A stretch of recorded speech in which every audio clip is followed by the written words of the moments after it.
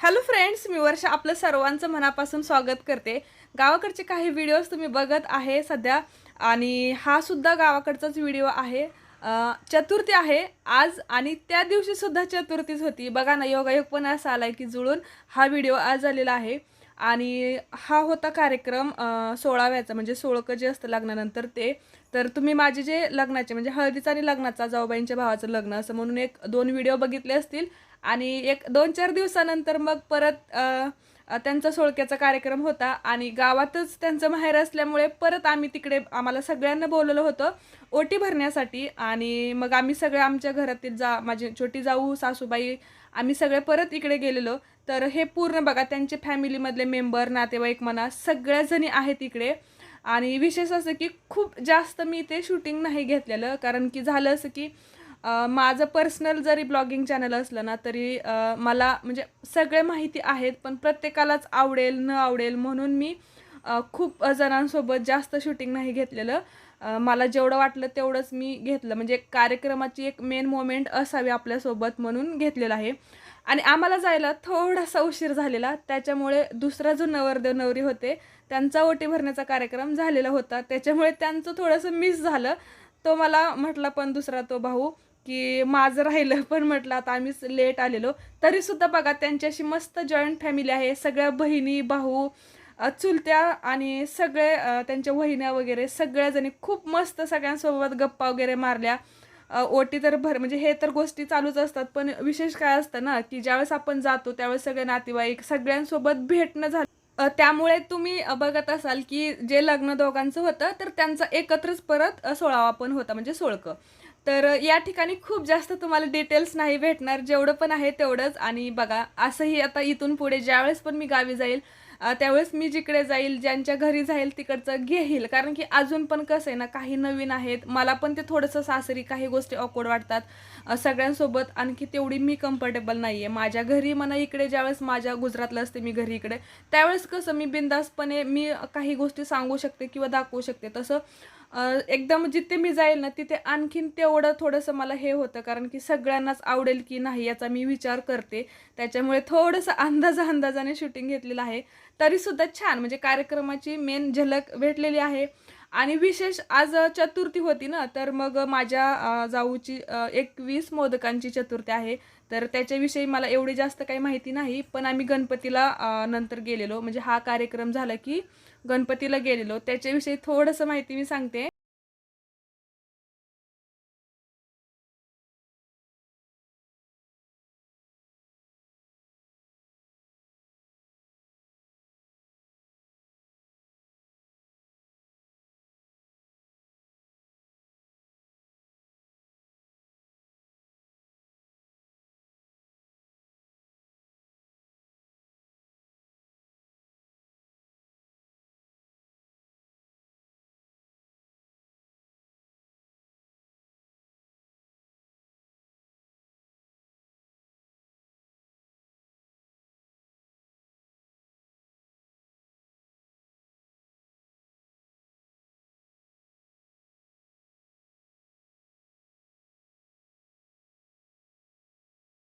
ती भरल्यानंतर सगळ्यांसोबत गप्पा वगैरे मारल्या, जेवण केलं, कारण माझी चतुर्थी नव्हती। त्याच्यानंतर मग आम्ही चाललोय मंदिरात तिकडे, कारण की आमच्या घरापासून एक 7 ते 8 किलोमीटर अंतरावरतीच अकोलाचा गणपती म्हणून फेमस आहे। नवसाला पावणारा गणपती आहे। विशेष म्हणजे खूप दूरवरून इथे भाविक येतात आणि आमच्या आसपासच्या गावातील, आमच्या गावातील बायका अक्षरशः चालत सुद्धा जातात। खूप श्रद्धा आहे आणि विश्वास आहे। खरंच आम्ही सुद्धा आवर्जून जातो, मी सुद्धा एकदा चालत गेलेली, लग्न झाल्या झाल्या आवर्जून चालत गेलेली इकडे एवढं अंतर चालून। तर सर्वांचीच अशी एक विश्वास आहे किंवा आस्था आहे म्हणा की नवसाला पावणारा गणपती आहे। आणि आम्ही सुद्धा मग तिथे असताना चतुर्थी असेल तर मी सुद्धा आवर्जून जाते। आणि तिथून आसपास जरी कुठे जायचं असेल ना तर आम्ही या गणपतीला आवर्जून जातो। तर तुम्ही सुद्धा कधी या एरियामध्ये गेला ना तरी नक्की भेट द्या, टेंभुर्णीच्या जवळ आहे हे। आणि आता 21 मोदकांची चतुर्थी, म्हणजे थोडक्यात सांगते, माझी जी छोटी जाऊबाई आहे ना, तर असेल तिच्या मनात काही, तर ती 21 चतुर्थी अशा पकडायच्या की फक्त मोदक संध्याकाळी मोदक खाऊनच सोडायचे। तर ते 21 मोदकांमधले 20 मोदक हे गोड करायचे आणि 1 मोदक हा मिठाचा असतो आणि खाताना मग जेवढे गोड लागतील तोपर्यंत खायचं आणि ज्यावेळेस मग मिठाचा लागेल त्यावेळेस बंद करायचं. मग दुसरा मोदक जरी मिठाचा असला ना तरी नंतर खायचे नाहीत, तिथंच चतुर्थी सुटली असं. तर मी चतुर्थी पकडत नाही, पण माझी गणपतीवर आणि विशेष महादेवावरती प्रचंड श्रद्धा आहे. प्रत्येकाचं आपलं एक श्रद्धास्थान असतं आणि त्याच्याविषयी तेवढीच आस्था आणि तेवढाच विश्वास आपल्या मनात असतो. तर बघा आलेलो आहे गणपतीला आम्ही आता. गणपतीचं हे खालच्या साईडला मंदिर आहे, वरती मंदिर हे बांधलेलं आहे पण स्थापना झालेली नाही. कारण की हा जो गणपती आहे हा स्वयंभू आहे. स्वयंभू म्हणजे तो स्वतंत्र म्हणजे प्रकट झालेला असतो तिथेच. ते मूर्ती स्थापन केलेली नसते. सो पुढे जाऊन मग वरती स्थापन करता येत नाही, त्याच्यामुळे ते मंदिर तसंच राहिलेलं. याच्या अगोदरसुद्धा मी एक ब्लॉग बनवलेला होता माझ्या पहिल्या चॅनलवरती, त्याच्यामध्ये मी आणखीन जास्त डिटेलमध्ये दिलेलं आहे. तर बघा मस्त दर्शन झालं. चतुर्थी असल्यामुळे विशेष इथे गर्दी असते, विशेष सगळे नवस फेडायला येतात इकडे.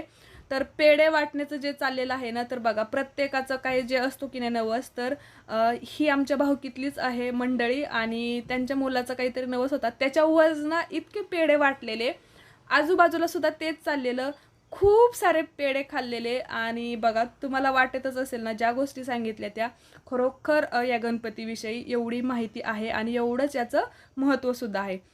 तर बघा हा व्हिडिओ तुम्हाला कसा वाटला हे मला नक्कीच कमेंट करून सांगा. गावाकडचे काही व्हिडिओज आहेत, ओरिजिनल व्हॉईस नाही आहे कारण की खूप गोंधळ होता आणि त्या फक्त गोंधळामध्ये तुम्हाला तेवढी माहिती समजणार नाही, त्याच्यामुळे मी वरून आवाज देते.